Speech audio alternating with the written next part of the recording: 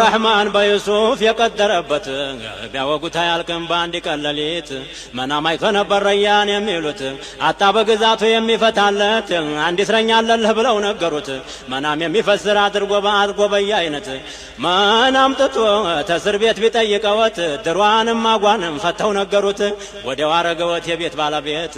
ረሕማን ተቆጣ መርከብ ተሰበረ 8 ዓመት ሙሉ የአላህ ረሕመት ቀረ። ግራ ቀኝ ሚስራ በዩሱፍ አደረ። ዩሱፍ ገበያ ይሸመት ጀመረ። እና ወንድሞቹን እና የሸጡቱ ገበያው መጡ እህል ሊሸምቱ።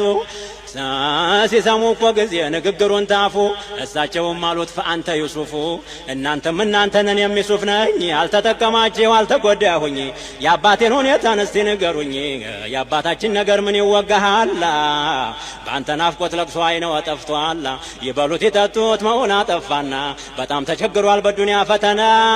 ምን ይቸግረኛልና የአይነው መጥፋት ምን ይቸግረ